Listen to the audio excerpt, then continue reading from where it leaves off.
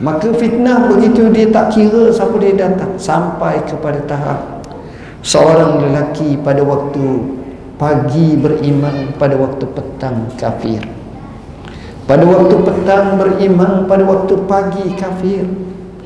Dia menjual agamanya dengan sedikit mata benda dunia.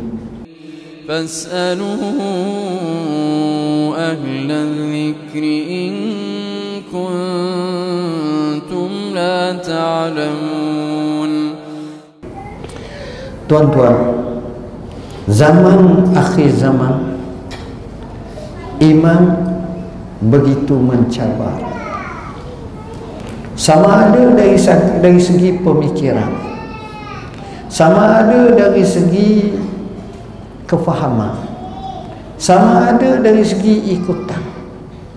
Bahkan kita akan jadi hanyut, kita akan ikut tak kira, atas nama kemodenan, atas nama kebebasan, atas nama hak, kita tak kira, kita boleh ikut apa sahaja.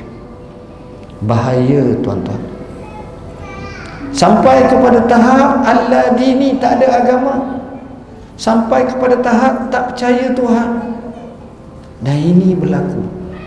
Bila ini berlaku, imannya tempang, imannya hancur, imannya rosak. Dan ini masalah yang paling besar berlaku.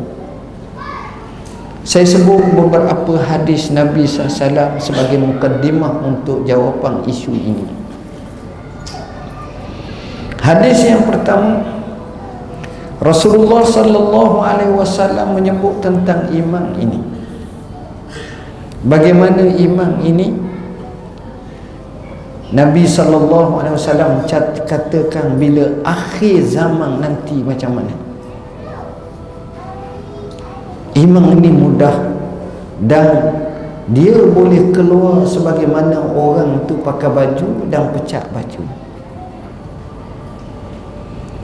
Iman ini boleh terhakis.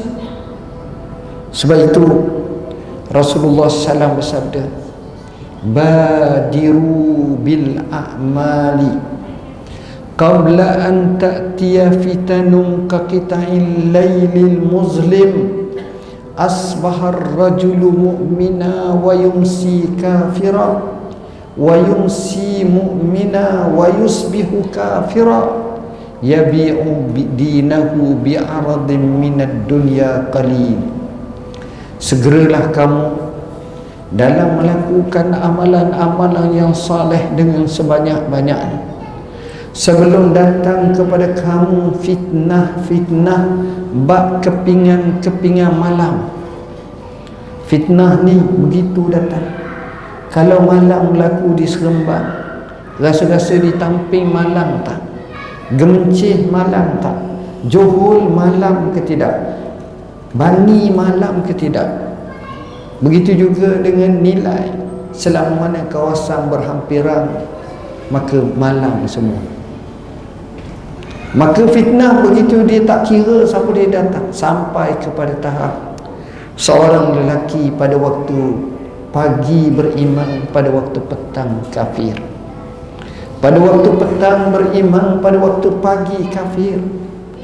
Dia menjual agamanya dengan sedikit mata benda dunia. Itulah hakikat kehidupan. Jadi akhirnya mereka tak kira dah. Sebab itu Nabi sebut perkara-perkara yang kita kena faham. Jangan buat perkara begini kerana boleh merosakkan iman. Yang boleh melunturkan iman, dia tak kisah. Yang musuh Islam datang zaman moden ni yang dikenali sebagai Al-Ghazwul Fikri, serangan pemikiran. Goziha, bapa orientalis yang terkemuka di abad ini, banyak mengembara dan menekuni umat Islam, nak tengok kelemahan umat Islam. Di akhir hayatnya beliau berkata, sekalipun saya tidak dapat memurtadkan walaupun seorang daripada agama Islam, tetapi saya telah dapat menjarakkan umat Islam daripada pegangannya.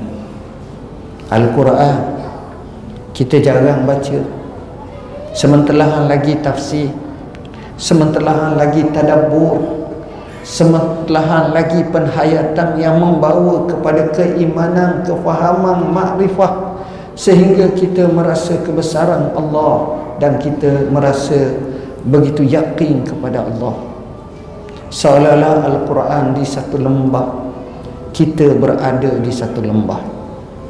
Bekas Perdana Menteri berita mengangkat senaskah Al-Quran dalam parlimen,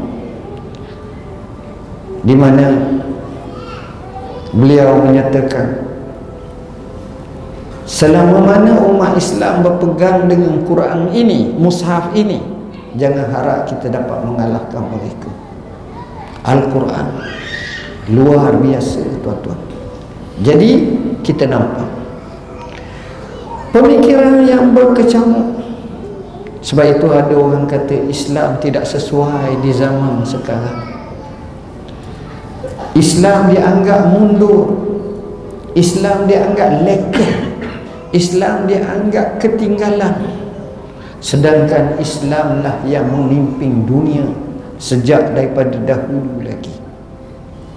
Berkata seorang tokoh barat, Bernard Shaw, mujur Muhammad datang, maka dia telah mempercepatkan tamadun dunia 1000 tahun. Eropah yang kita kenal, Amerika yang kita kenal, hanya maju sekitar 300 tahun kebelakangan ni. Zaman dulu mundur. Banyak yang diambil daripada hasil tamadun Islam zaman Umawi yang bertapak di Sepanyol.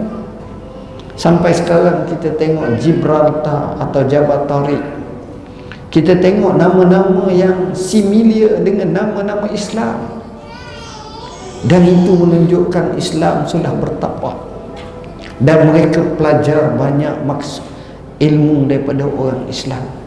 Tokoh-tokoh bukan sebagai tokoh biasa, tokoh pertanian, tokoh perubatan, tokoh saraf, tokoh cabangan bidang kedoktoran, juzuk-juzuk yang kecil, tokoh pembangunan, tokoh antropologi, sosiologi, tokoh falsafah yang berpijak kepada bumi yang nyata. Ramai tokoh Islam.